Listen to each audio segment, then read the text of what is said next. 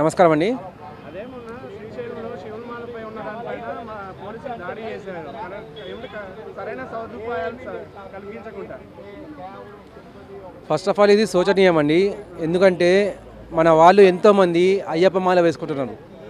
ఆ అయ్యప్ప మాల వేసుకొని ఎక్కడో ఉన్న శబరిమలకు వెళ్ళాలంటే భయపడుతున్నారు. అక్కడ పరిస్థితులను చూసి అక్కడ వెళ్ళే బదులు హైదరాబాద్లోనే ఒక పెద్ద అయ్యప్ప గుడిగా కట్టించుకుందాం, ఇక్కడనే చేసుకుందాం అని చెప్పి నిర్ణయానికి వచ్చింది. అంటే ఒక హిందూ అనేవాడు తన దేశంలో తన దేవుణ్ణి పూజించుకోవడానికి కూడా భయపడుతూ సొంత గుడిగా కట్టుకుంటున్నాడు. అటువంటిది ఒక తెలుగోడు శివమాల వేసుకొని నా తెలుగు రాష్ట్రమే, నా తెలుగు గుడే, నేను అక్కడ ఈజీగా వెళ్ళగలను అనే నమ్మకంతో అక్కడికి వెళ్ళాడు. అది కూడా శివరాత్రి సమయంలో వెళ్ళేసి అక్కడికి హాయిగా నేను ఎట్లాగో శబరిమల వెళ్ళట్లేదు, ఎట్లాగో కేరళకు వెళ్ళట్లేదు, భయపడాల్సిన అవసరం లేదు, నాకు నేను హాయిగా వెళ్ళి చేసుకుని వస్తా అని చెప్పి నమ్మకంతో సంతోషంతో ఇంట్లో చెప్పేసి వెళ్తే తిరిగి ఇంటికి అదే పరిస్థితిలో వస్తుండు అన్న గ్యారెంటీ లేకుండా పోతుంది. తెలుగు రాష్ట్రమే, మొన్నటిదాకా అందరం కలిసే ఉన్నాం. కనీస సౌకర్యాలు అనేది లేకుండా అదే సమయానికి మంత్రి వచ్చాడు. సరే, మంత్రి వస్తే ఏదో అడ్డదారిలో తీసుకెళ్ళాలి, లేదంటే స్పెషల్ దారిలో తీసుకెళ్ళాలి. వీళ్ళని ఆపడం వల్ల తొక్కిసలాట అనేది అవుతుందో జరగదు. అది కామన్ మ్యాన్ ఆలోచించాల్సిన విషయం. ఆ తొక్కిసలాట కాకుండా సెక్యూరిటీ అనేది పెంచాలి. అది లేకుండా తిరిగి వాళ్ళని కొట్టడం అనేది ఎంత శోచనీయం. ఇది ఒకటి మీ డ్యూటీ అయితే చేస్తున్నారు కరెక్టే, కానీ మీ డ్యూటీ చేసిన తర్వాత ఇంటికి పోయిన తర్వాత ఆలోచన అనేది రాదా? అయ్యో ఈరోజు ఒక శివభక్తుని నేను కొట్టానే, రేపు పొద్దున్న శివుడే నా మీద కన్నెర్ర చేస్తే నాకేమవుతుంది? ఒకటి ఆలోచించండి. వెంకటేశ్వరుడు కన్నెర్ర చేస్తేనే ఎంతమంది గాల్లో కలిసిపోయినారు. శివుడు కన్నెర్ర చేయడా? ఆయనకు ముందే ముక్కని ఉంటుంది. ఇక్కడ ఆయన భక్తుల మీద చేయి చేసుకుంటే ఇంకేం జరుగుతుంది? ఆయన భక్తులు అనేటి వాళ్ళు ఎన్ని ప్రయాసాలకు వచ్చి వస్తున్నారు. ఫస్ట్ ఆఫ్ ఆల్ ఇంత ముందుకు ఈజీగా వెళ్ళిపోయేవాళ్ళు, ఇప్పుడు పర్మిషన్ తీసుకోవాల్సి వస్తుంది టోల్ గేట్ల దగ్గర. మీరెందుకు వస్తున్నారు? తెలంగాణ వాళ్ళకు మీకేం పని ఉందని చెప్పేసి అవి కూడా పక్కన పెట్టేసి మాల వేసుకొని మా దేవుని చూసుకొని ఉందామని చెప్పి వచ్చే వాళ్ళకు మీరు కర్రలతో సమాధానం చెప్పేది. మీరు ఎంత గవర్నమెంట్ వాళ్ళైనా కూడా మీరు కూడా మనిషే, ఆ విషయం గుర్తుపెట్టుకోండి. మంత్రిగా మాట చెప్పండి, అయ్యా మీరు మనిషే, మేము మనిషే. ఇప్పుడు శివరాత్రి నడుస్తుంది, భక్తులకు కాస్త టైం ఇవ్వండి, మీరు తర్వాత అయినా రావచ్చు, లేదంటే మీకు స్పెషల్ టైం అనేది ఉంటుంది, ప్లీజ్ ఆ టైంలో రండి అని చెప్పేసి. అంతేగాని ఇలా శివభక్తుల మీద చర్యలు తీసుకోవడం అని చెప్పి కొట్టడం అని చెప్పేసి అమానుషం. అయితే దీనిపైన సనాతనే అని చెప్పుకునే పవన్ కళ్యాణ్ ఇంతవరకు దీని గురించి స్పందించలేదు. భయ్యా ఆయన ఒకసారి చెప్తున్నామో ఆయన ఎందుకు వస్తున్నారు మధ్యలోకి అని చెప్పేసి అంటారు, రాకపోతే స్పందించట్లేదు అని చెప్పేసి అంటారు. ఏం చేయమంటారు ఇప్పుడు చెప్పడానికి? ఆయన్ని మాట్లాడాలంటారా, మాట్లాడదంటారా? ఖచ్చితంగా నేను కూడా కోరేది అదే. పవన్ కళ్యాణ్ గారు ఖచ్చితంగా ఒక మాట అనాలి అని చెప్పేసి, అయ్యా భక్తుల గురించి మాట్లాడని చెప్పేసి. ఆయన మాట్లాడట్లేదు అని అంటే ఆయన కూడా ఏదో ఆలోచించారు. మళ్ళీ దీన్ని ఎందుకు లేవదీయడం, మరి దీంతో పాటు ఇంకో ఇష్యూ ఎందుకు చేయడం? అప్పుడెప్పుడు ఆయన లడ్డు గురించి మాట్లాడారు, అది ఇంకా నడుస్తూనే ఉంది, దాన్నే కట్ చేయలేకపోతున్నారు. మళ్ళీ దీన్ని లేకపోతే చెప్పి మేబీ ఆయన కామున్నారేమో. అయితే నేను అనేదంటే సనాతనే అని చెప్పుకుంటూ తిరుగుతూ ఉంటాడు. అయితే ఒక శివమాలలో ఉన్న భక్తుడి పైన పోలీసులు లాఠీచార్జ్ చేసుకుంటే ఒక డిప్యూటీ సీఎంగా కాకుండా కానీ ఒక కామన్ మ్యాన్గా స్పందించలేదు అని చెప్పేసి భక్తులు ఆవేదన చేస్తున్నారు. నేను ఇప్పుడు కూడా అదే చెప్తున్నాను భయ్య, ఆయన మాట్లాడకపోవడానికి ఒకటే కారణము, దీన్ని ఇంకా ఇష్యూ చేయదలుచుకోలేదు. ఆయన ఖచ్చితంగా లోపల చేయాల్సిన చర్యలు అనేది ఖచ్చితంగా చేస్తారు. ఎవరైతే పోలీసులు లాఠీ చార్జ్ చేసుకున్నారో వాళ్ళకి ఖచ్చితంగా శిక్ష అనేది పడుతుంది. దేవుడి దగ్గర అయితే అది ఎప్పుడు పడుతుంది, కానీ ఇప్పుడు ఈ వారం 10 రోజుల్లో ఆయన క్లియర్గా చూపిస్తారు అన్నట్టు వాళ్ళకి ఏం శిక్ష పడుతుందని చెప్పేసి, వాళ్ళు ఎందుకు చర్యలు తీసుకున్నారు ఆ రకంగా అని చెప్పేసి, ఎందుకని సెక్యూరిటీని పెంచలేదని చెప్పేసి. ఆయన రిపోర్ట్ తీసుకోకుండా ఏ పని చేయరు, రిపోర్ట్ తీసుకున్న తర్వాత చర్యలు కూడా చూపిస్తారు. ఆ చర్యలు అనేవి మీరు ఖచ్చితంగా ఒక కన్నేసి ఉంచండి, మనకు బయటికి వస్తాయి అవి. ఆయనకు ఏపీ తెలంగాణ సంబంధం లేదు, ఆయనకు సనాతనులు అంతా ఒకటే. ఆయన తెలంగాణలో ఒక గుడ్డెతన్ని ఎలక్షన్లో నిలబెట్టాడు, ఆయనకు అవసరం లేదు, తెలంగాణ గురించి ఆలోచించాల్సిన అవసరం లేదు. అయినా కూడా ఆయన ఈ పని చేశాడంటే ఆయనకు అందరూ సమానమే. ఇప్పుడున్న లీడర్లు కూడా ఒక గుడ్డివాడిని కానీ ఒక కుండివాడిని కానీ పెట్టాలంటే ఆలోచిస్తారు. పొరపాటున వీడు రేపు పొద్దున్న విన్ అయిందంటే, సానుభూతి ఓట్లతో విన్ అయిందంటే నాకు మొగుడు ఎక్కడ అవుతాడని చెప్పేసి ఆ ఆలోచన అనేది ఆయనకు లేదు.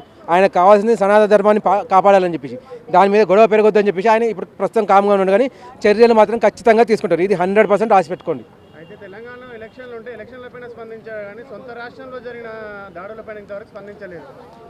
తెలంగాణ ఎలక్షన్లో స్పందించినందుకే ఆయన బాధపడుతున్నారు. ఆల్రెడీ ఇక్కడ వేరే గొడవలు ఉన్నాయి, నేను స్పందించడం వల్ల ఇంకా ఎక్కువైనాయని చెప్పేసి దాని గురించి ఆయన ఇప్పటిదాకా స్పందించలేదు. ఈ విషయం మీరు అందరు క్లియర్ అని నోట్ చేసుకోండి. ఆయన స్పందిస్తే కర్రలు తీసుకొని బయలుదేరడానికి సిద్ధంగా ఉన్నారు సనాతులు. అంతా రావద్దని చెప్పేసి ఆయన కామ్గా ఉన్నారు, అందరినీ కామ్గా ఉంచుతున్నారు. ఇప్పుడు ఆ పోలీసులను వెతికి పట్టడం పెద్ద సమస్య కాదు, కానీ వాళ్ళ జీవితాలను నాశనం చేయొద్దు. ఆ చర్య అనేది ప్రభుత్వ పరంగా వాళ్ళు తీసుకుంటారు, నేను తీసుకుంటా అనే ఆలోచనలో ఆయన ఉన్నారు. ఆయన వదిలిపెట్టండి, ఆయన మనకు మంచి చేస్తారు. అన్న, హాయ్ అండి. ఇది శ్రీశైలంలో శివభక్తుల పైన పోలీసులు లాఠీ చార్జ్ చేశారు, దాని గురించి ఏమంటారు? అది లాఠీ చార్జ్ చేయటం అయితే చాలా దారుణం అండి భక్తుల మీద. అంటే యాక్చువల్గా శ్రీశైలంకి వచ్చేది అందరూ శివభక్తులే. అయితే ఏంటంటే కొంత ఒకేసారి గేట్లు తీయటం, లేకపోతే అంటే యాక్చువల్ అని చెప్పి మాలలో ఉన్న వాళ్ళపైన లాఠీ చార్జ్ చేసుకున్నారు. మంత్రి వచ్చాడని యాక్చువల్గా వాళ్ళకి వేరే దారి లేదా వేరే ఏర్పాటు అన్నా చేయాలి కానండి. భక్తులు వచ్చే దారి నుంచే వాళ్ళని భక్తులను ఆపేసి గేట్లు మూసేసి వాళ్ళని ఏదో అవమానించడం కిందే ఉంటుంది. యాక్చువల్గా అదే సమయంలో ఒకేసారి ఓపెన్ చేసి అందరినీ పంపించేయటం, ఆ సమయంలో తొక్కిసలాట జరుగుద్దేమో అన్న ఉద్దేశం వాళ్ళే కల్పించుకుని లాఠీ చార్జ్ చేసేయటం అనేది చాలా దారుణం. అది వాళ్ళు సరైన ఏర్పాట్లు ఉండాలండి. ఎక్కడైనా సరే, ఏ గుడి దగ్గర అయినా సరే సరైన ఏర్పాట్లు లేకుండా భక్తులను ఒకేసారి వదిలేయటం, లేకపోతే వాళ్ళు వచ్చేస్తున్నారని లాఠీ చార్జ్ చేసేయటం అనేది అది నిజంగా భక్తులను అవమానించడమే. ఎందుకంటే అది ఎన్నో సంవత్సరాల నుంచి తరతరాలుగా జరుగుతూనే ఉన్నా కానీ ఆ ఏర్పాట్లు చేసే తెలివితేటలు మరి ప్రభుత్వాలకు ఉండవా, లేకపోతే ఎందుకో నాకు అర్థం కాదు. కానీ కొంచెం ఆ ఏర్పాట్లు సరిగ్గా చేసి భక్తుల్ని క్రమబద్ధంలో పంపించి లోపల పంపించి అందరికీ కూడా ఒక మంచి దర్శనం, దేవుడి మీద ఆధ్యాత్మిక భక్తితో మనస్ఫూర్తిగా వస్తారు కాబట్టి వాళ్ళు మానసిక ప్రశాంతత పొందేలాగా అక్కడ ఏర్పాట్లు ఉండాలని కోరుకుంటున్నాను. అదేవిధంగా పోలీసులు లాఠీ చార్జ్ చేయటం కాదండి, ముందు మీరు అక్కడ సంయమనం పాటించి మీరు కంట్రోల్ చేసే విధానంగా ఉండండి. దానికి కంట్రోల్ చేయాలంటే మీరు లాఠీ చార్జ్ చేయటం కాదు, అక్కడ బారికేట్లు నిర్మించడం, లైన్లో చిన్న గుళ్ళోనే ఎంతో మంచి పగడబందీగా చేస్తున్నారు. ఈరోజు నేను కర్మన్ ఘాట్లోని హనుమాన్ టెంపుల్ దగ్గరికి వెళ్ళాను. అక్కడ ఏర్పాట్లు చూస్తే నాకు మతిపోయిందనమాట. అంత చక్కగా లోన పంపిస్తున్నారు. అటువంటి పెద్ద దేవాలయం ఉండి దేశ విదేశాల్లో పేరు పొందిన దేవాలయంగా శ్రీశైలం అంటే ఎంత పేరో మనకు తెలుసు. అటువంటి దానికి భక్తులు ఎంతమంది వస్తారో మనకు తెలుసు. అటువంటి చోట్ల కూడా మీరు కంట్రోల్ చేయలేని పరిస్థితి, సరైన ఏర్పాట్లు లేని పరిస్థితులు ఉండడం అంటే చాలా దారుణం. అది మీరు ఎక్కడైనా సరే కొంచెం భక్తుల్ని సరైన విధానంలో పంపించే విధంగా చూడండి. ఎందుకంటే వాళ్ళ కంగారు ఎంతసేపు కొంచెం తొందరగా చేసుకుందాం దర్శనం, తొందరగా వెళ్ళిపోదాం అన్న ఉద్దేశంలో వాళ్ళు ఉండొచ్చు. కానీ ఏంటంటే అదే సమయంలో మీరు కొన్ని ఏర్పాట్లు చేయాలి. ఆ ఏర్పాట్లు చేసి భక్తులందరూ ఒకేసారి వచ్చేసేలాగా చేసి వాళ్ళని కొట్టేయటం అనేది కరెక్ట్ కాదు. మీరు ఏదైనా మంత్రులు లేదా ఎమ్మెల్యేలో లేదా ఎంపీలో ఎవరన్నా, ముఖ్యమంత్రులు కానీ ఎవరైనా సరే వచ్చే పరిస్థితులు ఉన్నప్పుడు వాళ్ళకి ప్రత్యేకమైన దారి ఏర్పాటు చేయండి. వాళ్ళ ఆధారాలు వెళ్ళి భక్తులకి ఏమాత్రం ఇబ్బంది లేకుండా చేయండి. ఎందుకంటే వాళ్ళు వచ్చారు 1 గంట 2 గంటలో తినేశారనుకోండి, ఆ 1 గంట 2 గంటలే లైన్లో నిలబడాలి. ఆ లైన్లో నిలబడి వీళ్ళ కాళ్ళు లాగేసేలాక ఏ వస్తువులు లేక తిండికి అలమటిపోయి ఆకలేసి వాళ్ళు చాలా ఇబ్బందులు పడతారు, చంటిపెట్టిన తల్లు ఉంటే కనుక. అటువంటి ఇక సన్నాస ఏర్పాట్లు వద్దండి. వాళ్ళు ఎవరైనా మంత్రులు ఎటువంటి అంటే బాగా విఐపీలు అంటే ప్రభుత్వం తరఫున వచ్చేవాళ్ళు ఎవరున్నా సరే వాళ్ళని వేరే దారిలో పంపించండి. భక్తులు మాత్రం ఇబ్బంది లేకుండా వాళ్ళని తొందరగా పంపించేసి వీళ్ళని మాత్రం 1 గంట 2 గంటలు తినేయకుండా వాళ్ళ సమయాన్ని వేస్ట్ చేయకుండా వాళ్ళకి మంచి మార్గం ఏర్పాటు చేసి మంచి ఏర్పాట్లు చేయండి. అప్పుడు భక్తులందరూ వస్తారు, మనస్ఫూర్తిగా దండం పెట్టుకుంటారు, స్వామిని నమ్మి వెళ్తారు. అయితే దీనిపైన హోంమంత్రి అనిత కానీ లేకపోతే సనాతని అని చెప్పుకునే పవన్ కళ్యాణ్ కానీ ఇంతవరకు రియాక్ట్ కాలేదు. అవునండి. దాని గురించి దానికి ఏంటంటేనండి యాక్చువల్గా ఇది ఇటువంటి ఏర్పాట్లు లేకపోవటం అనేది ఒక విధంగా ప్రభుత్వంలో లోపాల కింద ఉంటాయి. ఆ సమయంలో ఏంటంటే అది అంటే మీరు అలా చేయండి వాళ్ళని కొట్టేయండి అని వీళ్ళు చెప్పరు వాస్తవానికి. కానీ ఏంటంటే అక్కడ ఉన్న అధికారులు కానీ అక్కడ వసతులు కల్పించాలి, వసతులు కల్పించాలి. ఎందుకంటే వాళ్ళు ఇష్టంతో ఉంటారు, వాళ్ళు వెయిట్ చేసి ఒక మంత్రి కోసం అంతసేపు వెయిట్ చేయడం ఉందండి. దానికి శ్రీశైలం దేవస్థానానికి కూడా తగినంత ఆదాయం ఉంది. ఆదాయం ఉన్నప్పుడు వసతులు ఏర్పాటు చేయలేనంత దిగజారిన స్థితిలో అయితే లేదు. ప్రభుత్వం కూడా ఏర్పాటు చేయగలదు. అదే అంటున్నాను నేను. ఏంటంటే భక్తుల్ని లేదా ఈవో కొంచెం శ్రద్ధ పెట్టి చేస్తే అటువంటి అఘాతాలు లేదా విఘ్నాలు జరగవని నేను అనుకుంటున్నాను. భక్తులకి కొంచెం వాళ్ళ దృష్టిలో ఆలోచించండి. ఎవరు వీఐపీ వస్తారా, ఆడికి వెళ్ళి కాళ్ళకి దండం పెట్టాడు, ఆడికి నమస్కారాలు పెట్టేసి వాళ్ళని అదే దారిలో రప్పించేసి వీళ్ళలో 2-3 గంటలు ఆపేసి వాళ్ళని ఇబ్బందులు కలగజేయటం మీ పని కాదండి. ఈవో గారు అటువంటిది ఏదైనా ఉంటే కనుక మీరు ప్రత్యేకమైన శ్రద్ధ తీసుకుని ముందు భక్తుల కోసం చూడండి. మీకు వీఐపీ ఒకడు వస్తే కనుక భక్తులు 1,00,000 మంది వస్తారు. 1:1 lakh అది కరెక్ట్ కాదు. మీరు భక్తులను ఉద్దేశించాలి. ఎందుకంటే ఏ దేవాలయానికైనా సరే పేరు వచ్చిందంటే అది వీఐపీ వల్ల రాదు, భక్తుల వల్లే వస్తుంది. ఏదన్నా లేదా ఆ వీఐపీ వచ్చింది హుండీలో ఏమేస్తాడో లేదో తెలియదు, కానీ భక్తుడు అనేవాడు కనీసం 50 రూపాయలన్నా వేస్తాడు. అటువంటి వాళ్ళు వేసే చందాలు లేదా దానాలు చాలా ఉన్నాయండి. అటువంటి డబ్బుతోటి అంటే దేవాలయానికి ఉన్న డబ్బుతోటి మీరంతా ఎన్నో ఏర్పాట్లు చేయొచ్చు, ఎన్నో వసతులు కల్పించవచ్చు. ఉదాహరణకి మనకి దగ్గరగా ఉన్న తిరుమల తిరుపతి దేవస్థానం ఏర్పాట్లు చూసినా సరే మీరు ఎన్నో నేర్చుకోవచ్చు. ఆ విధంగా మీరు ఆలోచించి భక్తుల్ని దృష్టిలో పెట్టుకుని మీ ఏర్పాట్లు మీరు చూడండి. అంతేగాని ఎవరో ఒకసారి వచ్చారని ఆ భక్తులు ఆపేసి లేదా ఒకసారి వచ్చేసినప్పుడు వాళ్ళని లాఠీ చార్జ్ చేసి అవమానపరచొద్దండి. ఎందుకంటే ఒక భక్తుడి మీద లాఠీ చార్జ్ చేయడం అంటే వాళ్ళు మీరు అవమానపరచడమే. అటువంటి సన్నాసి పరిపాలన లేదా సన్నాసి విధానాలు ఏ ఈవో కూడా తీసుకోకూడదని నేను అనుకుంటున్నాను. భక్తులకి వాళ్ళకి గౌరవం ఇవ్వండి ముందు. ఎందుకంటే భక్తులు వస్తేనే దేవాలయాల కోసం భక్తులు వస్తారు. అది కరెక్టే, నేను కాదంటలేదు. కానీ ఏంటంటే భక్తుల్ని దృష్టిలో పెట్టుకుని మీరు ఏర్పాట్లు చేస్తే కనుక మరింత గొప్ప పేరు వస్తుంది. దేశ విదేశాల్లో కూడా ఇంకా గొప్పగా చెప్పుకుంటాడు. ఆ భక్తుడు మొన్న శ్రీశైలం వెళ్ళానరా, చాలా చిరాగ్గా ఉంది, ఒకడు కూడా మంచినీళ్ళే లేవు, లేకపోతే పాలు లేవు, పిల్లల్ని చూసుకోవడం లేదు, ఈ ఏర్పాట్ల గురించి చెడ్డగా చెప్పారంటే కనుక ఆ పరువుని మీరు అధికారిగా ఉండి కూడా మీరే తీసేసినట్టు అవుతుంది. అటువంటి సన్నాస ఏర్పాట్లు కాకుండా భక్తుల కోసం మంచి ఏర్పాట్లు చేయండి, భక్తులు మన్ననలు పొందండి. అయితే శివమాలలో ఉన్న వాళ్ళపైన లాఠీచార్జ్ చేసుకున్న స్పందించలేదు. అదే తెలంగాణ మున్సిపల్ ఎలక్షన్ల పైన స్పందించాడు పవన్ కళ్యాణ్. అవునండి.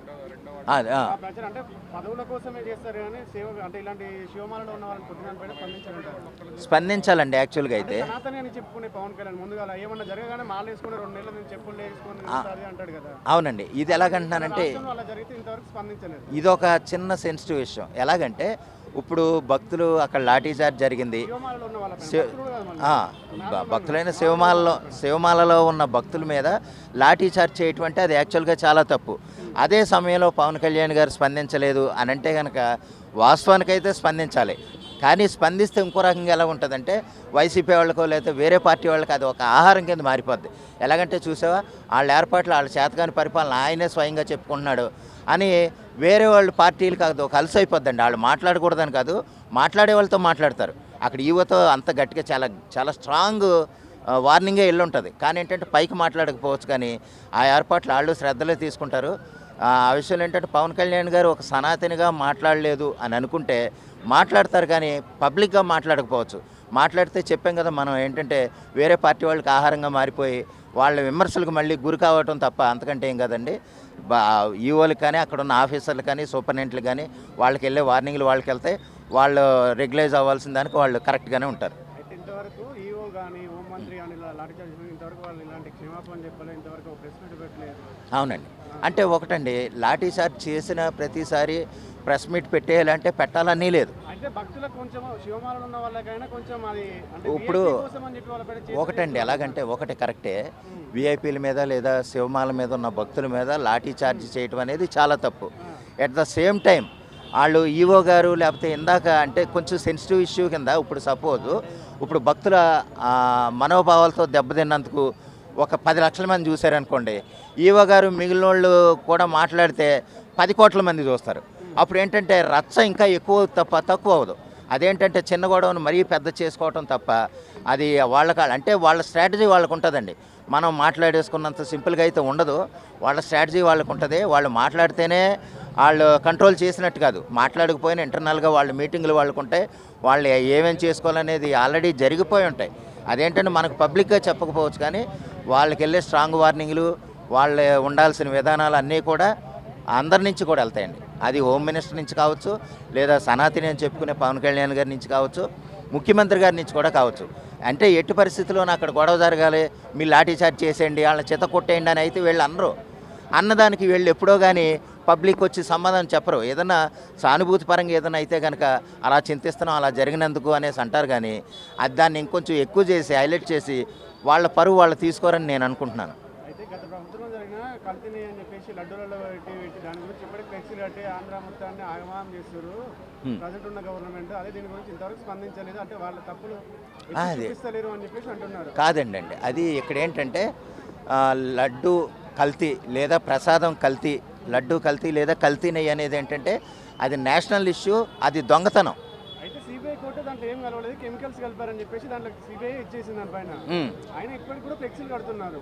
లేదండి, అది ఎలాగంటే ఏమీ కలపలేదు అని అన్నదానికి ఎలాగంటే నేననేది గుడ్డు మాంసం కానీ పంది మాంసం అది కలిపినా అని చెప్పేసి ఫ్లెక్సీలు కడుతున్నారు ఇప్పటికి. దాంట్లో సిబిఐ ఏం చెప్పిందంటే కెమికల్స్ తో తయారు చేశారు నెయ్యి కానీ ఇలాంటి ఏమీ కలపలేదు అంటే. ఇప్పటికి కూడా కొంతమంది వ్యక్తులు ఎమ్మెల్యే కానీ మంత్రులు కానీ ఇప్పటికి దానిపైన ఫ్లెక్సీలు కట్టించి ఆంధ్రాలో మొత్తం ఇప్పటికి లొల్లిలో అల్లర్లు చేస్తూ ఉన్నారు దానిపైన. అది ఎలాగంటేనండి అలాంటిది ఇక్కడ జరిగిన శివభక్తుల పైన జరిగిన లాఠీ చార్జీ గురించి మాత్రం ఎప్పటికీ స్పందిస్తలేదు.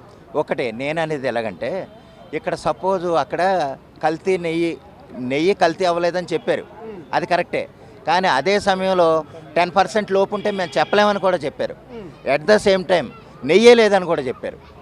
అంటే నెయ్యే లేకపోతే ఏదో ఒకటి కలపటం అయితే అది కల్తీ కింద లెక్క. అంటే మీరు అన్నట్టు గొడ్డు మాంసం కొవ్వు కానీ పంది కొవ్వు కానీ నుంచి వచ్చిన నూనె కానీ అవశేషాలు కానీ ఏమి కలవలేదన్నారు అంతే. కానీ మిగిలిన ఏదో అయితే కలిసింది, అదైతే ఆ విధంగా అయితే కల్తీ జరిగింది. దానికోసం ఏంటంటే ఇప్పుడు వీళ్ళు మాట్లాడరండి యాక్చువల్గా. కానీ చూసావా, మేము జగనన్న పోరాటమే నిజమైంది, మేము ఏ కల్తీ లేదని సిట్టే చెప్పిందని వాళ్ళు పదే చెప్పడం వల్ల, పదే మాట్లాడడం వల్ల వీళ్ళు మాట్లాడుతున్నారు తప్ప వాళ్ళు మూసుకుని ఉంటే వీళ్ళు మూసుకుని ఉంటారు. ఆ విషయం మనకు తెలియదు కాదు. వాళ్ళు పదే అల్లరి చేస్తున్నారు. ఇప్పుడు లేకపోతే మన ఫ్లెక్సీ కట్టుకున్నది వాళ్ళే. లేకపోతే అంబటి రాంబాబు గారు వెళ్ళి గొడవ చేయాల్సిన అవసరం లేదు, అంబటి రాంబాబు గారు అందరూ దూరాల్సిన అవసరం లే. కానీ ఎందుకు వెళ్ళాడు, అక్కడ ఇష్యూ చేద్దాం, లేకపోతే పోనీ వెళ్ళాడు మాట్లాడుకుంటున్నాడు. ఆడు ఈ అంటే ఒక బూత్ మాట మాట్లాడక్కర్లేదు కదా, ఎందుకు వెళ్ళుకుంటున్నారు? ఆ పబ్లిక్లో బూత్ మాట మాట్లాడి వాళ్ళకున్న సంస్కారం బాగొట్టుకుని జైలు పాలయ్యి రిమాండ్ పాలయ్యి ఇలాగే ఆడవటం, వాళ్ళ పిల్లల్ని లేకపోతే కులాలని మతాలని ఇందులో లాగి ఆడవటం తప్ప వాళ్ళకి ఏమన్నా ఉపయోగమా? ఏమీ లేదు. ఇప్పుడు ఏంటంటే ఒకటి తగ్గడానికి ఇంకోటి తగ్గడానికి చూస్తాడు. ఇక్కడ మనం రెండు వైపులా అర్థం చేసుకుంటేనే దానికి సమాధానం ఉందన్న సంగతి మనం తెలుసుకోవాలి.